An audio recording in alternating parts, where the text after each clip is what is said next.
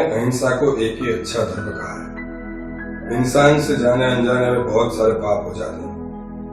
अहिंसा का अपनाने का और अपने जीवन में उसका आचरण करने का सबसे सरल और आसान मार्ग है आहार में संयम।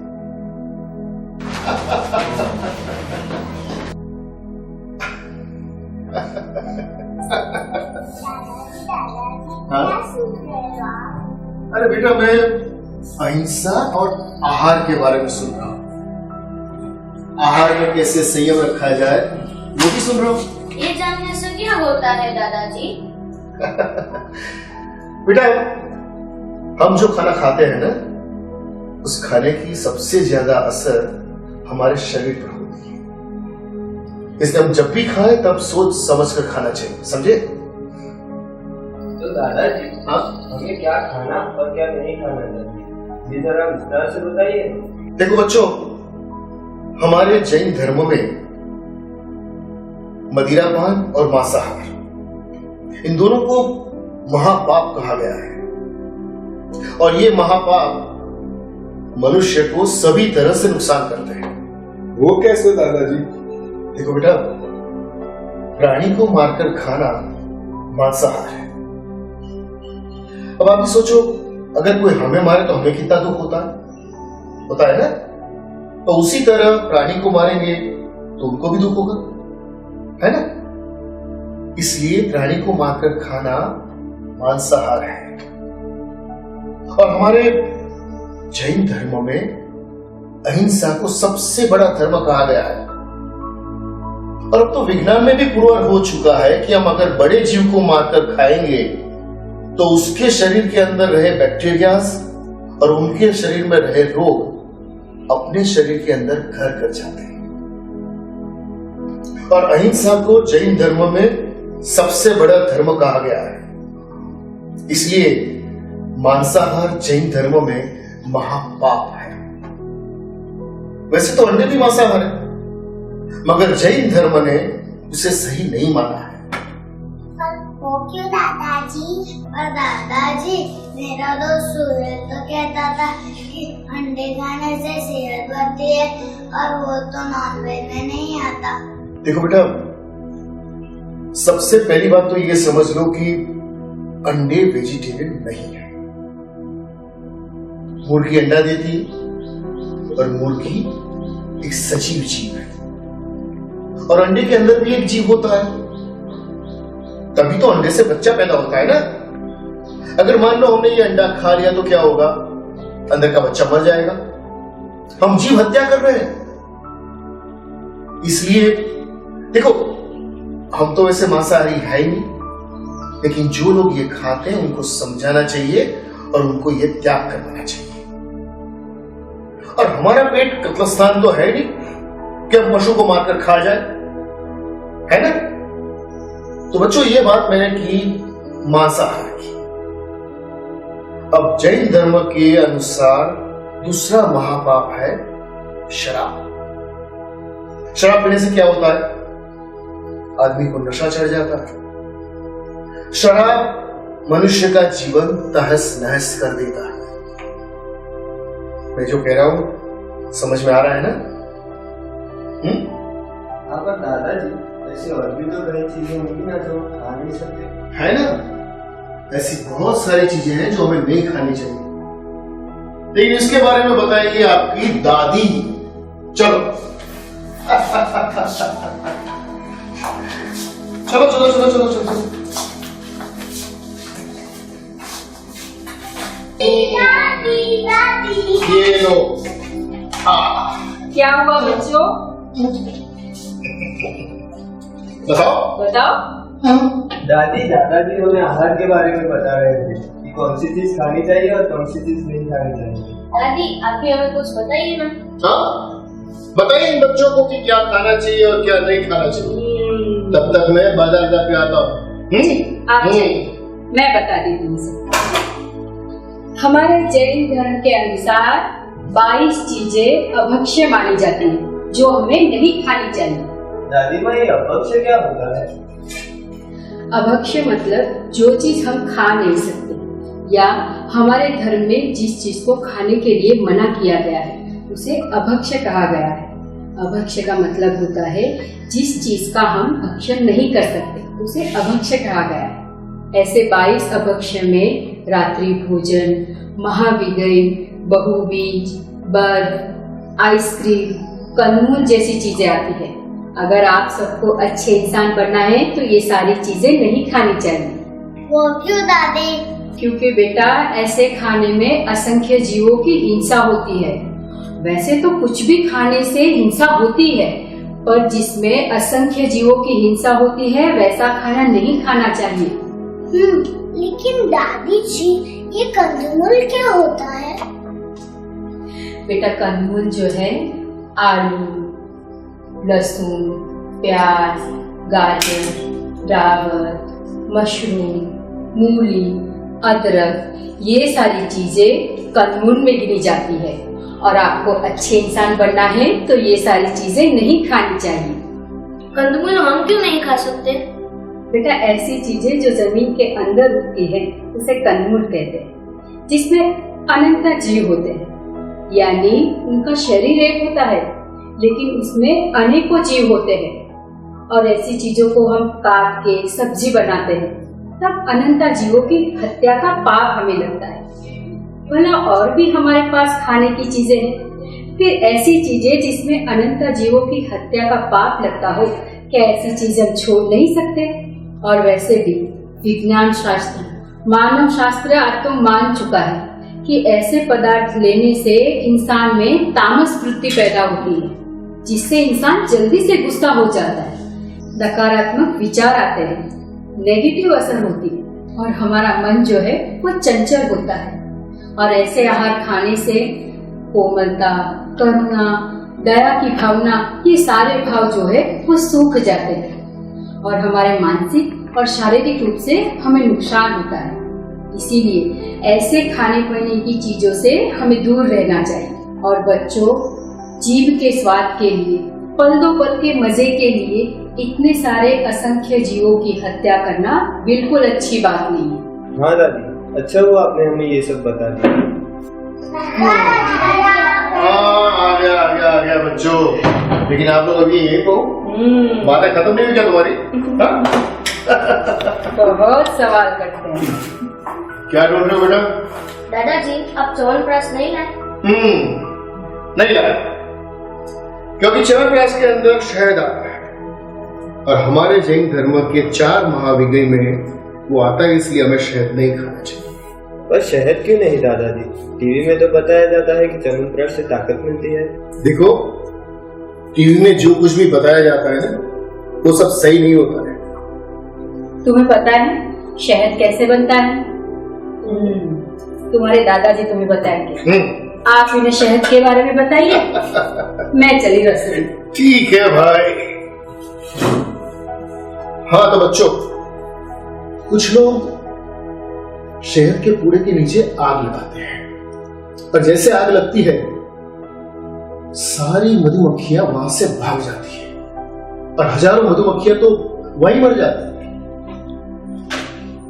अब सोचो, मधुमक्खी को अपने घर से बाहर निकाल के ये लोग पूरे में से शहद यानी मध निकालते हैं।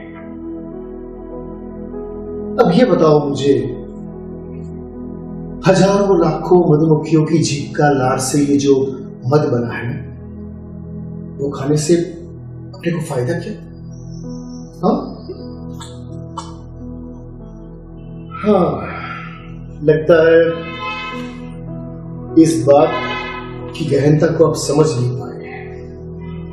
अच्छा ठीक है, चलो मैं आपको एक कहानी सुनाता हूं। एक मुकेश नाम का लड़का था, 25 साल का नौजवान, अपनी पढ़ाई खत्म करके नौकरी पर लग गया। 2 साल उसने नौकरी की, बहुत खुश था। उसकी शादी की बात चली तो उसने सोचा कि मैं एक नया घर ले लूं। वो घर ढूंढने लगा तो उसे घर भी मिल गया जैसा चाहता था वो। अपनी सारी पूंजी उसने घर के पीछे लगा दी। फिर भी पैसे कम पड़ गए तो उसने बैंक से लोन ली, बैंक ने लोन दे भी दी।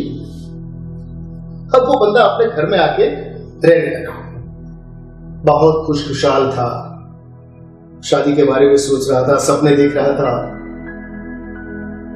अचानक एक दिन ऑफिस से जब वो घर आया तो उसने देखा कि उसका घर बाहर टूटा हुआ पड़ा था, किसी ने तोड़ दिया था वो घर। घर के अंदर की सारी चीजें तितर बितर हो गई थी, पूरा घर तहस नहस हो चुका था। उसके समझ में नहीं आया कि ये क्या हो गया। बहुत दुखी हो गया बेचारा, फुट फुट कर रोने लगा। और क्यों ना रोए, उस घर के साथ उसके सपने जुड़े थे।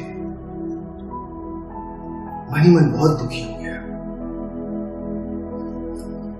अब सोचो, मुकेश अपने घर के बिना इतना दुखी हो गया है, तो जब मधुमक्खी को अपने घर से भगा दिया इन लोगों ने, तो वे कितनी दुखी हुई होगी ना। अरे सिर्फ उसका घर नहीं, इतने सालों की मेहनत की पूंजी भी लूट ली उन लोगों ने। अब समझ में आ रहा है? इसलिए मैं कहता हूं बेटा कि ऐसे मद का उपयोग नहीं करना चाहिए जो हजारों मधुमक्खी के मारे जाने से बनता है। और मैंने तो ये भी सुना है कि लोग औषध में भी ये मद का उपयोग करते हैं। अरे भाई, औषध में उपयोग करना है तो मद की जगह देसी गुड़ खाइए ना, अच्छा रहता है। और एक बात बताऊं मैं आपको, मक्खन में भी ऐसा ही है। मक्खन, दही में पानी डाल के हम छाछ बनाते हैं, जब उसमें मक्खन बाहर आता है ना, तो हजारों जीव उसमें पैदा होते हैं, ऐसा भगवान महावीर ने कहा है। भगवान महावीर ने तो ये कह दिया, लेकिन विज्ञान को ये समझने में सालों लग जाएंगे। अच्छा बच्चों, मुझे ये बताओ कि आपके सामने मध और मक्खन दोनों रख दिया जाए तो आप लोग क्या करोगे? मैं तो साफ मना कर दूंगा कि मुझको ये सब नहीं खाना है, और उनको भी ये सब समझाऊंगा।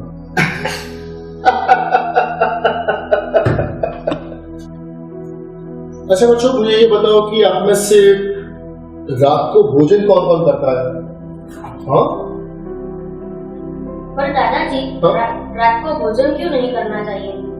देखो बेटा, रात में बहुत सारे जीव बाहर निकलते हैं और उनमें से कुछ जीव अपने खुराक के साथ मिल जाते हैं, और वो खुराक अपने पेट में जाने से क्या होता है, उन जीवों की हिंसा होती है।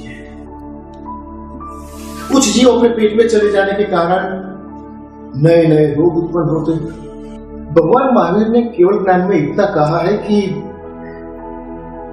रात में सूर्य प्रकाश नहीं मिलने के कारण वातावरण में नेगेटिव वाइब्रेशन आते हैं, जो अपने भोजन के साथ मिश्रित हो जाने के कारण भोजन भी अशुद्ध हो जाता है।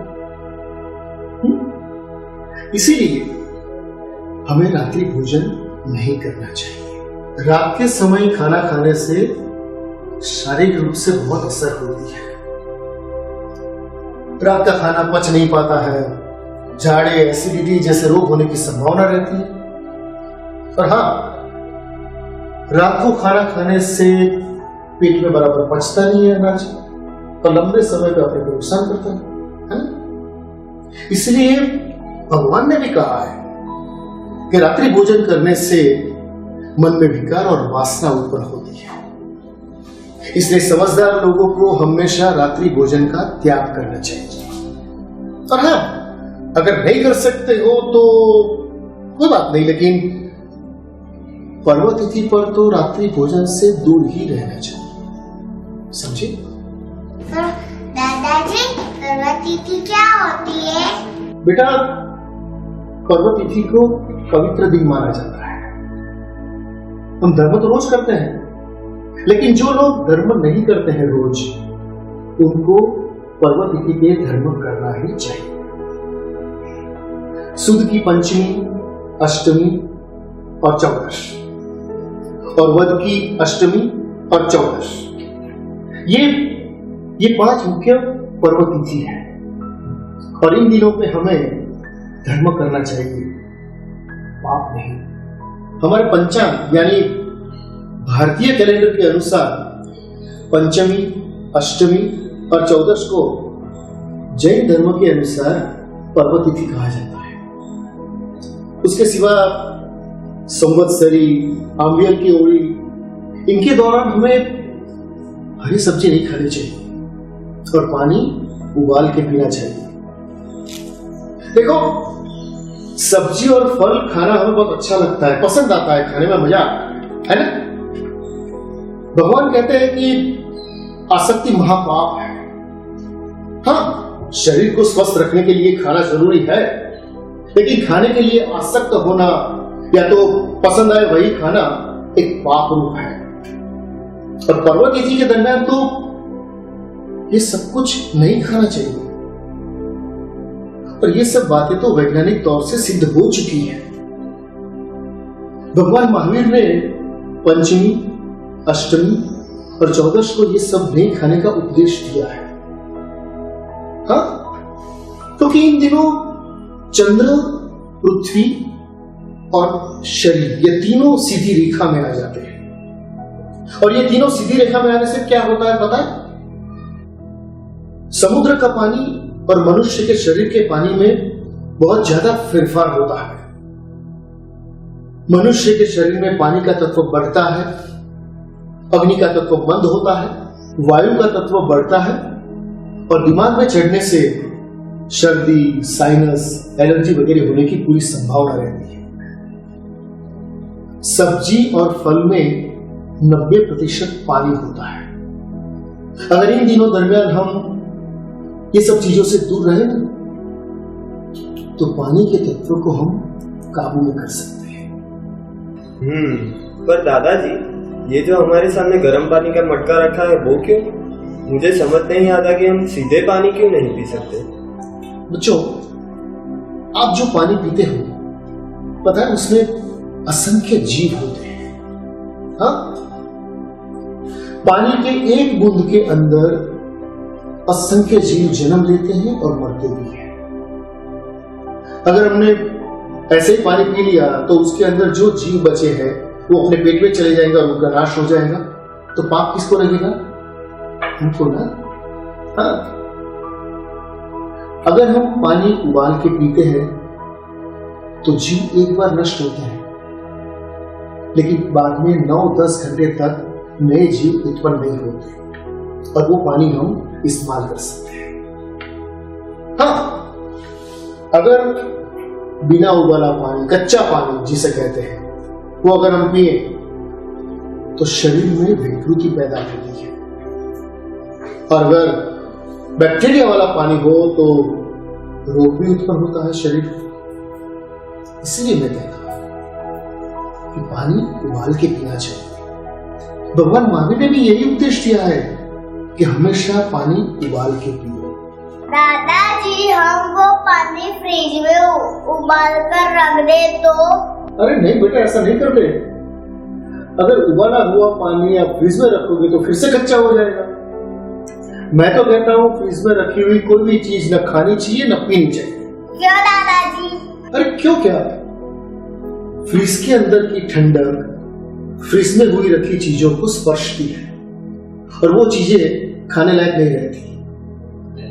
अरे फ्रिज के अंदर की जो ठंडक रहती है ना, उसके कारण पानी का अंश रखी हुई चीजों से मिश्रित हो जाता है। और मेडिकल साइंस ने भी कहा है कि अगर अपने शरीर के तापमान से अतिशय ठंडा आप खाओगे तो आपकी होजरी बंद हो जाएगी, भूख नहीं लगेगी, रोग उत्पन्न होंगे। इसलिए समझदार व्यक्ति को फ्रिज में रखी हुई चीजें नहीं खानी चाहिए। पर दादाजी, ये हमारे भगवान हर चीज पर प्रतिबंध क्यों रखते हैं? ये नहीं खाना चाहिए, वो नहीं खाना चाहिए। अरे फिर ये सब धरती पर बनता ही क्यों है? बेटा, बहुत अच्छा प्रश्न है तुम्हारा, लेकिन तुम्हें याद रखना चाहिए कि इस धरती पर जो भी उगता है, जो भी बनता है, वो सिर्फ मनुष्य के लिए होता है। ऐसा कैसे कह सकते हो तुम? अरे भाई, पृथ्वी पे वैसे तो घास भी उगता है, पत्ते भी उगते हैं, हर एक चीज सिर्फ इंसान के लिए नहीं होती है। इस धरती पर इंसान के सिवा भी जीव है। और दूसरी बात, भगवान ने कुछ ऐसी चीजों के लिए मना किया जो हम खा नहीं सकते, बाकी हजारों चीजें हम खा सकते हैं। कुछ चीजें ऐसी होती हैं जिसमें हिंसा होती है, जिससे हमारा मन, शरीर, आत्मा बिगड़ती है। तो क्या हम ऐसी चीजों को दूर नहीं रख सकते, उसका त्याग नहीं कर सकते? बेटा, भगवान जो चीज हमें खाने के लिए मना करते हैं वो इनके फायदे के लिए नहीं कहते, हमारे फायदे के लिए कहते हैं।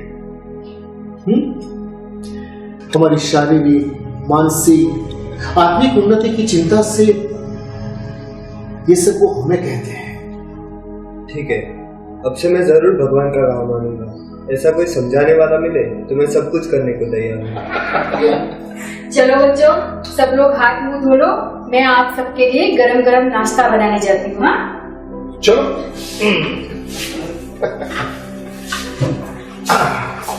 दादी, आप क्या कर रहे हो? बेटा, इसे पूजनी कहते हैं। हर कोई रसोई में खाना बनाने से पहले पूजनी करता है, यानी गैस की पूजा करता है, क्योंकि गैस के आसपास असंख्य जीव होते हैं जो आग से जल जाते हैं और इस तरह से उनकी हत्या ना हो, इसलिए पूजनी से दूर करने की भगवान ने हमको सिखाया है। और ये करने से हमें कोई तकलीफ नहीं होती, बल्कि इस छोटी सी प्रक्रिया से हमें इतने सारे जीवों की रक्षा करने का पुण्य प्राप्त होता है। समझ गए? अब जाओ। चलो चलो चलो चलो चलो।